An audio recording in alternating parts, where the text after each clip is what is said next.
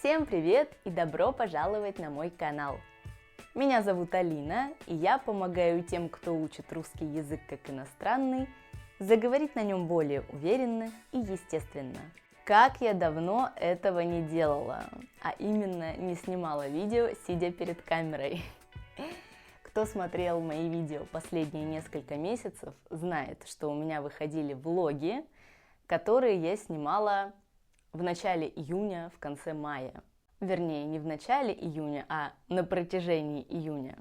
Последний влог, который вы видели, который вышел на прошлой неделе, я сняла 22 июня. То есть прошло уже почти 4-5 месяцев. Прошло уже много времени с тех пор. И я, честно говоря, на тот момент не могла представить, насколько много у меня материалов, которые я могу использовать для влогов.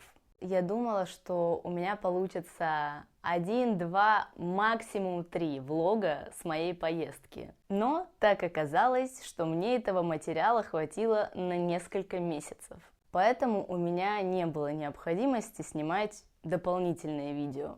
И мне сейчас даже немножко непривычно, что я снова возвращаюсь к этому формату, вместо того, чтобы просто записывать аудио поверх тех видео, которые вы видели.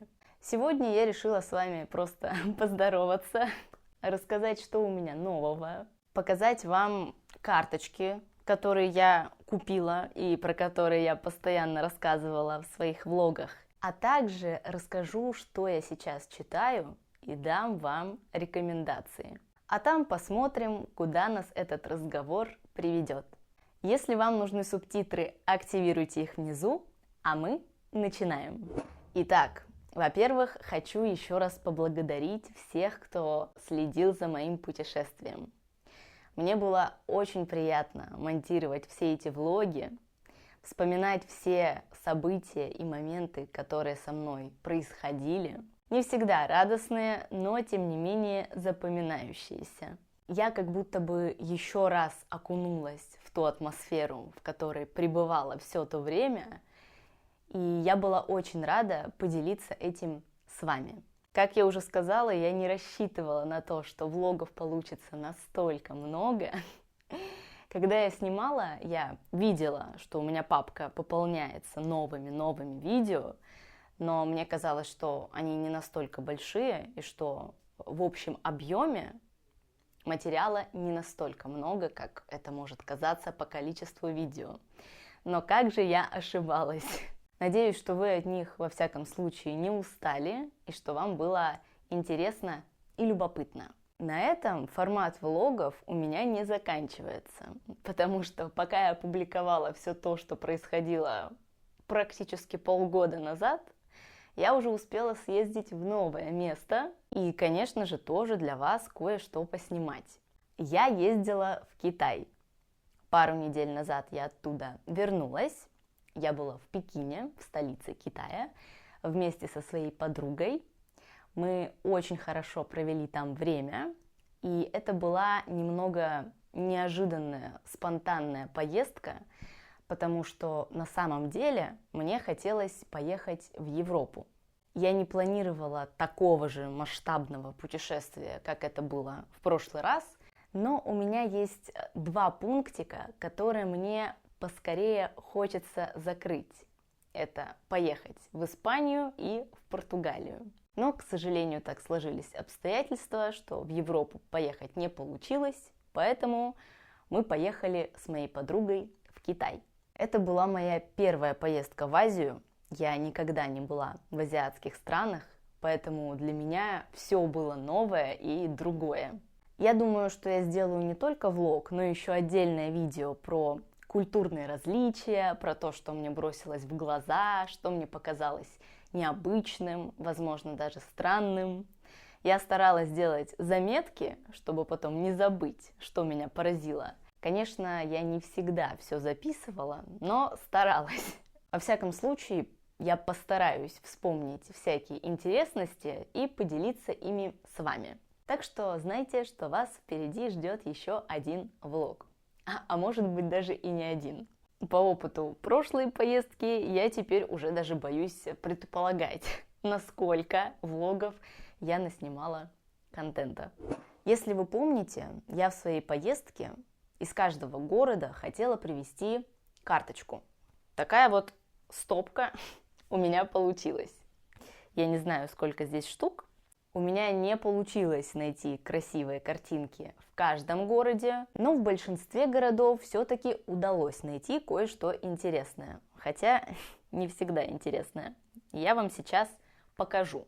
Вообще у меня была идея сделать что-то вроде доски с этими карточками. Или просто как-то красиво оформить стену. Но, честно говоря, когда я приехала, я их спрятала в коробку и успешно про них забыла. Вот сейчас достала, чтобы показать вам. Возможно, в будущем я что-то и придумаю с ними, но пока мне просто греет душу, что они у меня есть. Итак, у меня есть 3 карточки в таком вот одинаковом стиле. Не знаю, видно вам или нет. Здесь Колизей. Колизей у меня, кстати, 2. Это Площадь чудес в Пизе. Это Флоренция. Я не была в этом году во Флоренции, но я была там в прошлом году. И когда я увидела эту карточку, я решила, что она мне нужна, потому что в прошлом году у меня не было цели купить по карточке из каждого города. А в этом году она у меня появилась. Поэтому я решила взять себе также картинку с Флоренцией. Колизея, я сказала, у меня 2.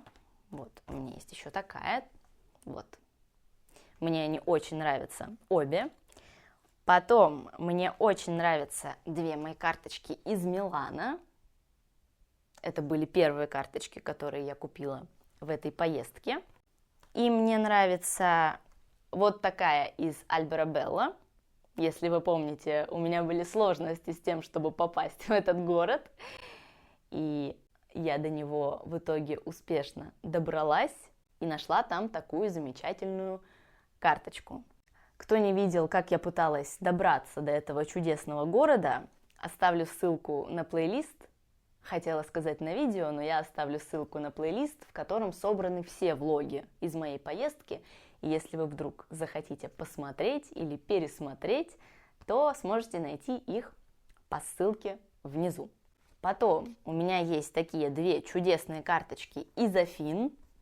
Я их вам показывала во влоге про Афины. И на этом я бы сказала, что красивые карточки закончились. Но, возможно, еще неплохая вот такая из Перуджи. Но то, что я купила в Генуе, в Чинкве-Терре и, прости господи, в Ассизи, считаю, что в целом их можно было и не покупать, потому что, по моему мнению, эти карточки, эти картинки, они очень устаревшие. Особенно вот это из Ассизи. Мне кажется, что это карточка из 2010 года, а я там была в 2025 году, и я хотела купить картинку из 2025 года. Но, к сожалению, там ничего красивее не было, а поскольку этот город мне очень понравился, я решила взять хотя бы что-то. Ну, конечно, такие карточки на своей стене я бы использовать не стала, потому что они мне не нравятся.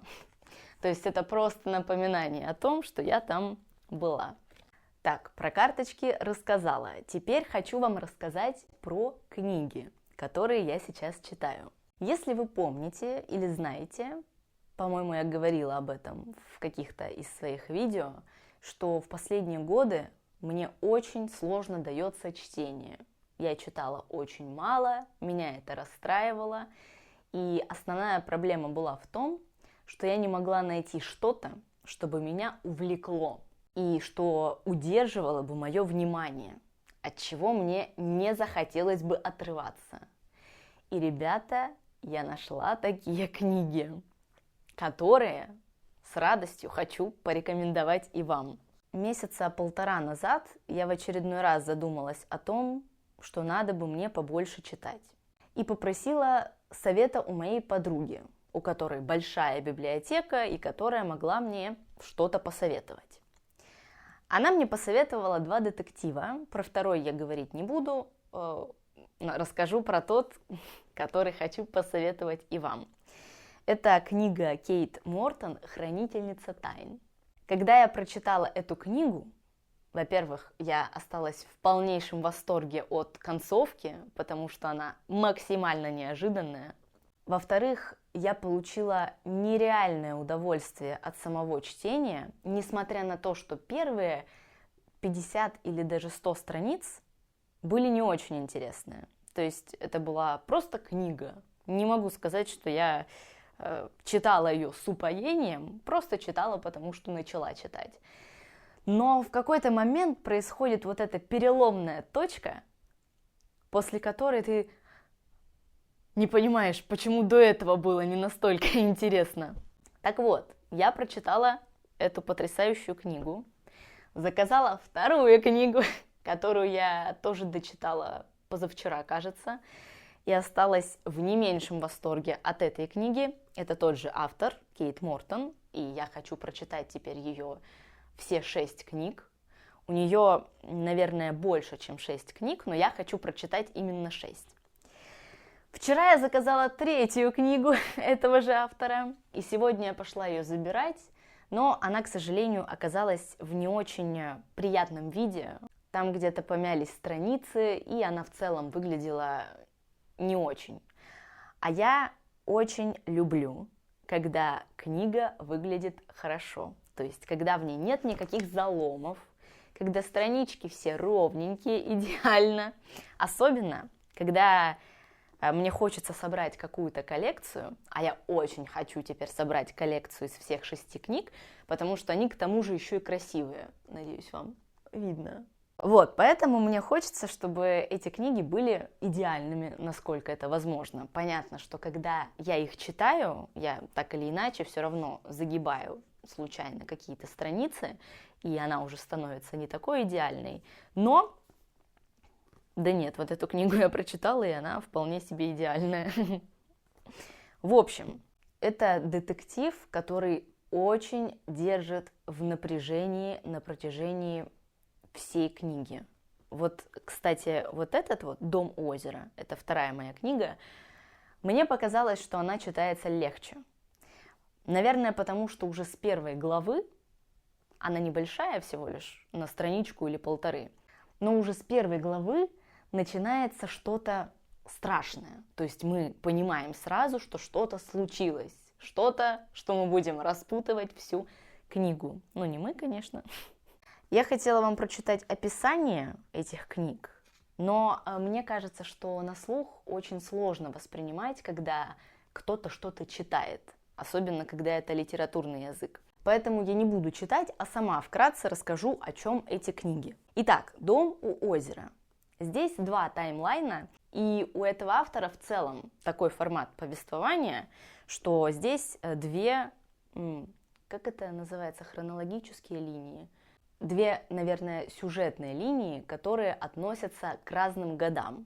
Вот, например, здесь в 1933 году на вечеринке пропадает маленький мальчик. Никто не знает, что с ним произошло, и никто так и не выяснил.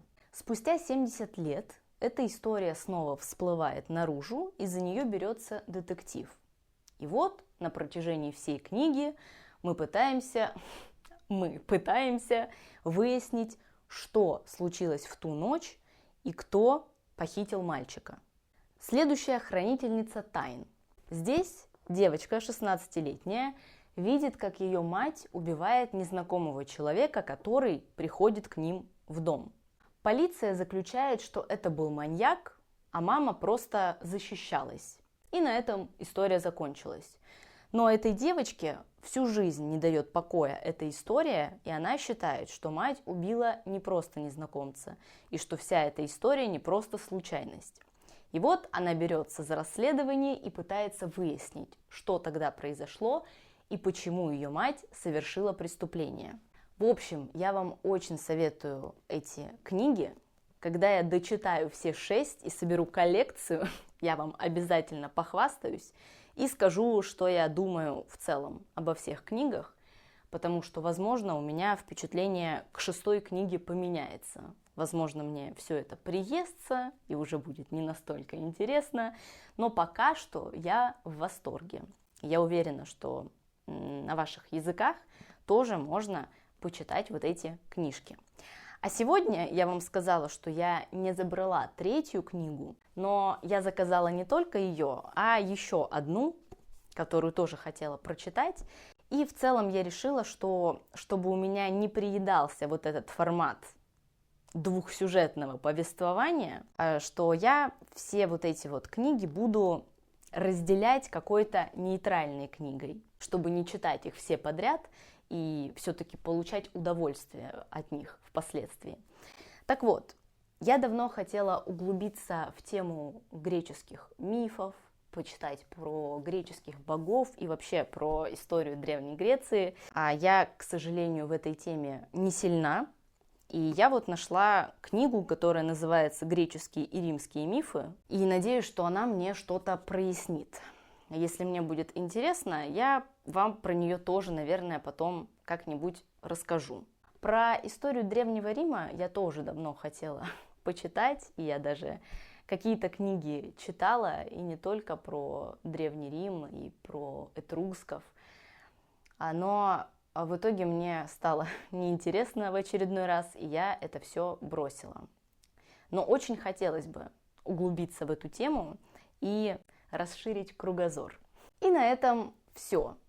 Вроде бы все, что я хотела рассказать, рассказала. А у вас я хотела в ответ попросить совета или рекомендации, если они у вас есть. Возможно, у вас есть какие-то идеи по поводу того, какие вы хотели бы смотреть видео на этом канале. Потому что, честно вам признаться, для меня во всем вот этом длительном процессе производства видео самое сложное было и остается придумать тему. Иногда у меня на это уходит до нескольких дней.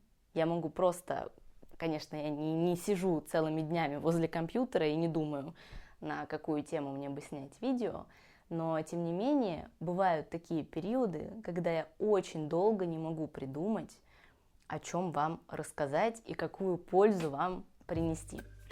Поэтому, если у вас есть рекомендации или идеи, или советы, все что угодно, вы можете писать об этом в комментариях, и таким образом вы мне очень поможете. И я вам буду очень благодарна. Спасибо, что смотрели это видео. Надеюсь, оно вам понравилось.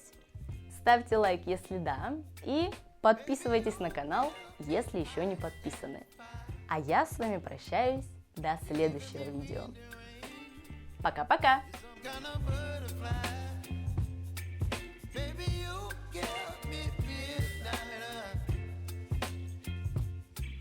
My appetite.